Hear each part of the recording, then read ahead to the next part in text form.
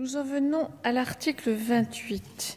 Un certain nombre d'orateurs inscrits sur l'article, mais avant, je vous informe que sur le vote de l'amendement 162 est identique.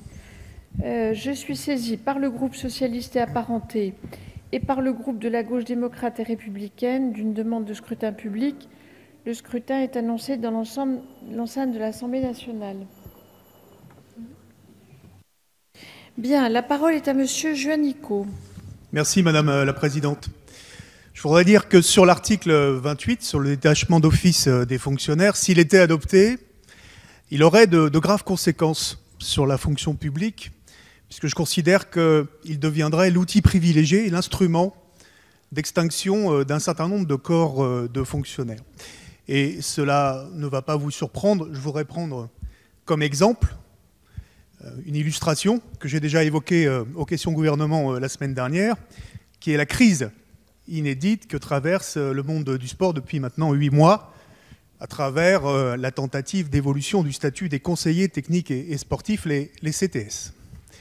Les CTS sont des fonctionnaires du ministère des Sports, des agents de l'État, qui sont attachés à ce statut, puisqu'ils sont des agents de l'État qui, aujourd'hui, ont des missions qui vont de la détection, l'accompagnement et la formation de nos clubs sportifs à la base, jusqu'à l'encadrement, l'accompagnement, l'entraînement des équipes de France et la très haute performance au plus haut sommet des podiums, notamment olympiques ou des championnats internationaux. Donc ils sont aujourd'hui la cohérence et la continuité au cœur du modèle sportif français, et leur statut d'agent de l'État leur permet d'avoir une neutralité, mais aussi d'être les garants de l'intérêt général, et notamment de pouvoir assurer la cohérence des politiques publiques de l'État sur l'ensemble de nos territoires, en ayant une spécificité, c'est qu'ils sont aussi placés auprès d'organismes de droit privé, comme les fédérations sportives, comme les ligues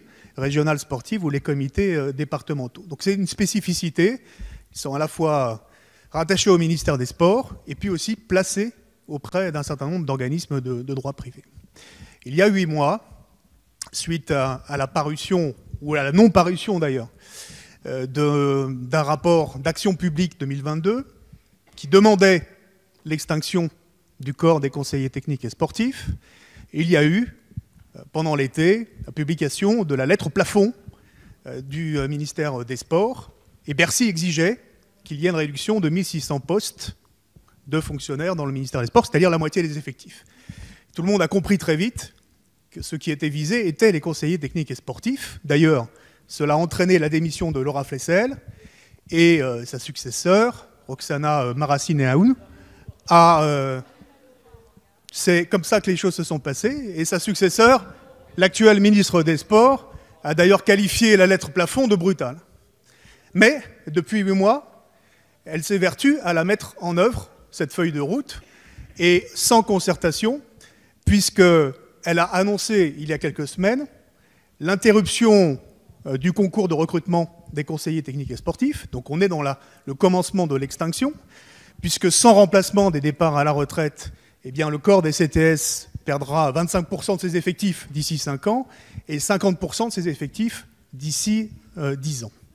Pire que cela, il y a quelques jours, juste avant la commission des lois, qui s'est réunie sur le texte transformation de la fonction publique, une note blanche a fuité du ministère qui prévoyait le détachement auprès des fédérations des CTS sur la base du volontariat jusqu'en 2025, et puis à partir de 2025, le détachement d'office. Tiens donc.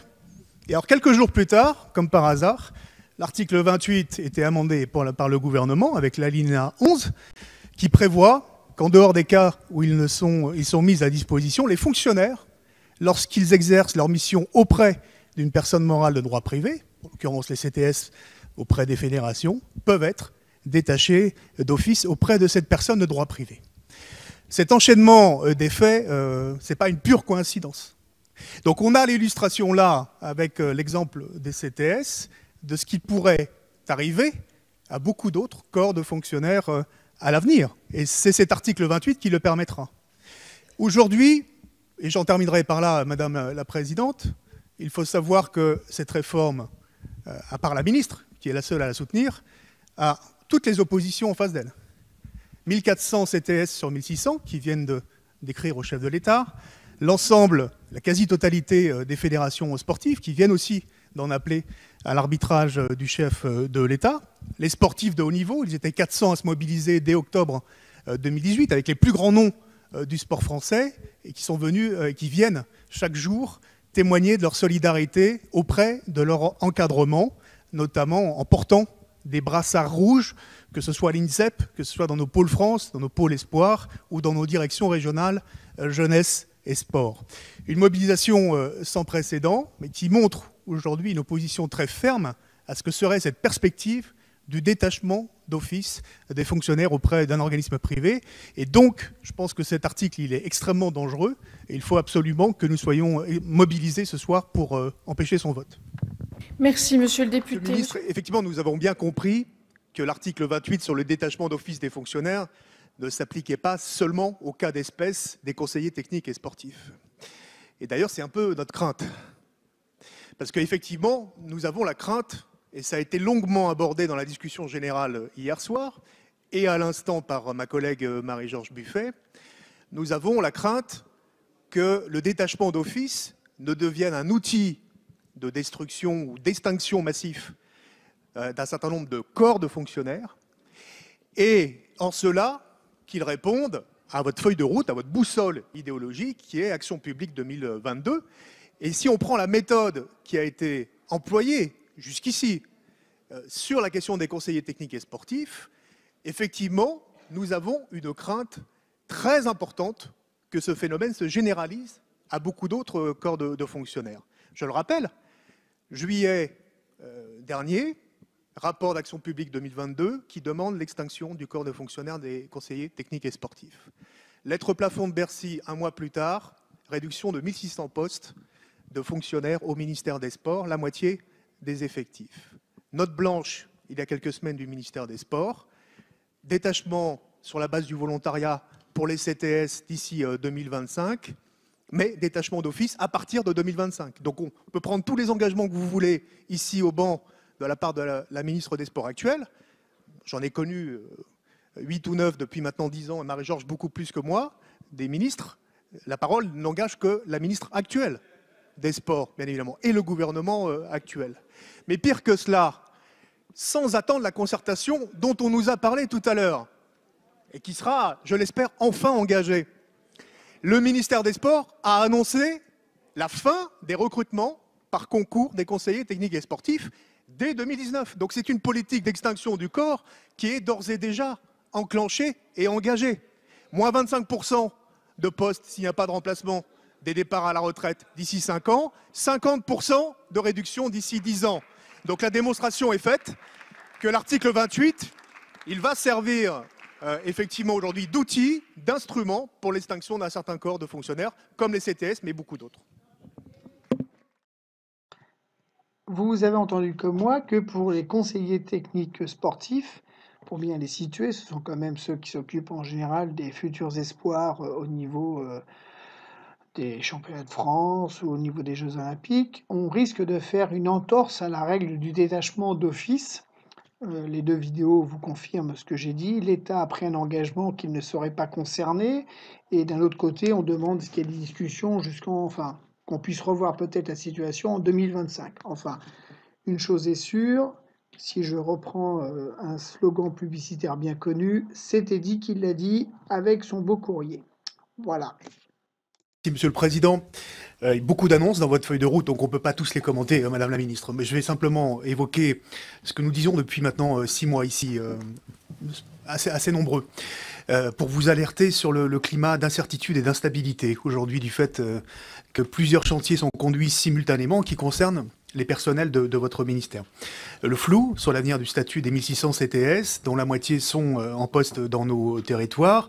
Vous savez que depuis un rapport de l'Inspection générale jeunesse et sport fort opportunément publié vient conforter le rôle essentiel et fondamental de ces CTS dans le modèle sportif français, mais aussi la crainte des personnels du ministère des Sports par rapport aujourd'hui au périmètre ministériel qu'il pense réduire une portion congrue, aujourd'hui résiduelle, à 100 millions d'euros aujourd'hui par rapport à l'émergence de l'agence du sport. Mais aussi les personnels déconcentrés, que vous n'avez pas évoqués, dans les directions départementales et les directions régionales, dont on parle d'une intégration aujourd'hui dans un pôle éducatif et sportif, dans les rectorats et dans les directions académiques. Pouvez-vous nous en dire plus? Tout ça pour vous dire qu'il y a un climat de déstabilisation aujourd'hui et d'incertitude qui est préjudiciable, notamment à la préparation de nos athlètes à 16 mois des Jeux Olympiques et Paralympiques de Tokyo et puis dans la préparation des Jeux de Paris 2024. Donc êtes-vous prête à un moratoire sur le statut des CTS d'ici 2024? Je pense qu'il faut dénouer cette crise. Concernant les CTS, voilà, je vais redire ce que j'ai dit tout à l'heure. Ce sont des personnes dont on connaît l'importance, on sait le rôle qu'ils jouent. Dans certaines fédérations, ce sont des entraîneurs nationaux de nos équipes de France. Donc il est hors de question qu'on les mette en danger ou qu'on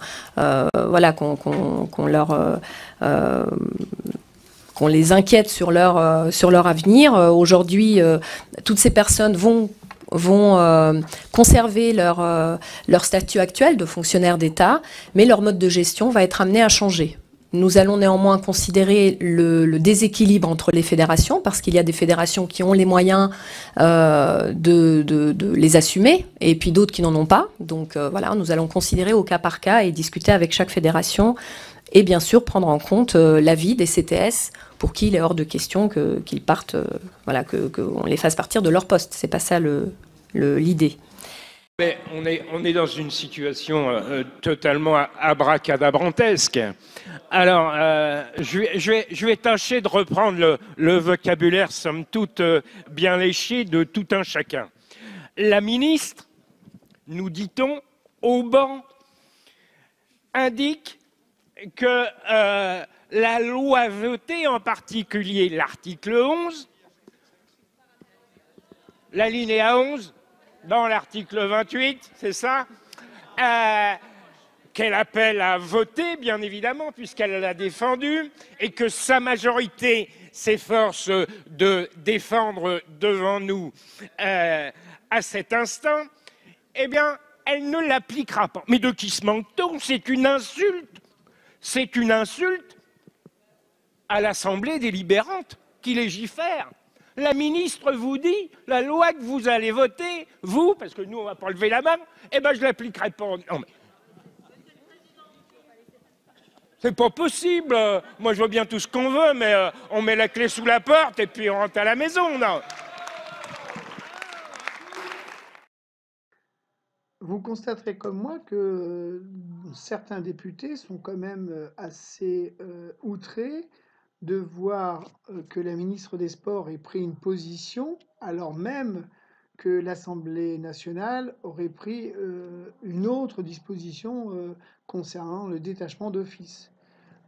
En gros, un ministre dit non, ça ne s'appliquera pas pour moi, et l'étonnement général, pourquoi un ministre peut dire ça alors que l'Assemblée nationale a peut-être voté autre chose? C'est quand même assez surprenant dans ce gouvernement qu'un ministre se positionne aussi fermement et que les députés sont en train de voter cette loi.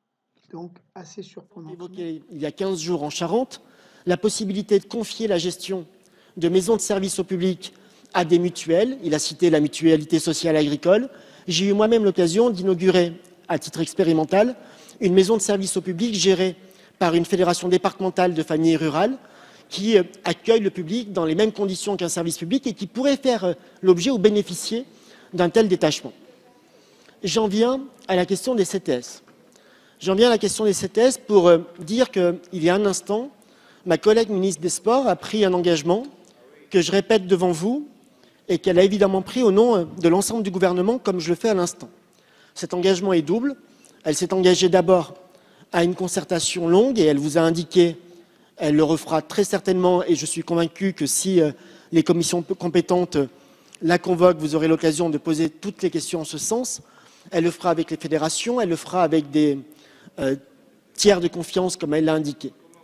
Elle a surtout dit qu'elle s'engageait et que le gouvernement s'engage à ce qu'aucun conseiller technique sportif ne soit concerné par le dispositif du détachement d'office.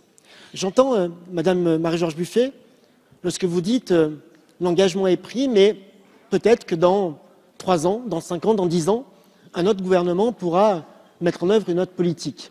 C'est inhérent à toutes les décisions publiques, vous le savez comme moi, les lois peuvent être modifiées par la loi et les cadres peuvent aussi changer. Il y a un cadre que nous posons pour le détachement d'office. Je le précise et je souligne à nouveau, il est plus protecteur pour les agents qui seraient ainsi détachés. Il concerne désormais, avec les propositions que nous faisons, les entreprises du secteur privé, mais aussi des organismes à but non lucratif ou n'ayant pas le statut d'entreprise. Il y a un débat sur les CTS que je ne suis pas légitime à mener pleinement, vous l'imaginez, sur la conception de la politique du sport, et je serai vite amené à expérimenter les limites de mes connaissances en la matière, mais je suis garant, comme ma collègue ministre des Sports et l'ensemble du gouvernement, de son engagement à ce que cette disposition ne concerne pas les conseillers techniques sportifs. 120 000 postes, hein. Bon, bah, voilà, il y a des changements d'avis. Moi, la question que je voudrais poser, c'est si ça ne concerne pas les CTS, quelle est la liste précise des corps qui seraient concernés par ces dispositions? Je crois qu'on a besoin de savoir, on a besoin de précision dans ce débat. On a déjà eu l'occasion de le dire s'agissant de ce qui pouvait faire l'objet de recrutement par contractuel. On a demandé la publication d'un certain nombre de projets d'ordonnances et de décrets qui n'ont pas été produits. On ne peut pas continuer de voter comme ça des dispositions dont on ne sait pas finalement si elles ont vocation à s'appliquer, à ne pas s'appliquer, pour tel corps, pas pour tel autre. Enfin, je veux dire, la loi, elle doit fixer des règles précises. Et c'est notre rôle que de donner de la sécurité juridique, en particulier à ceux des agents publics que les uns et les autres avons en fonction de nos responsabilités, sous notre responsabilité. Donc ma question est claire, elle s'adresse au ministre.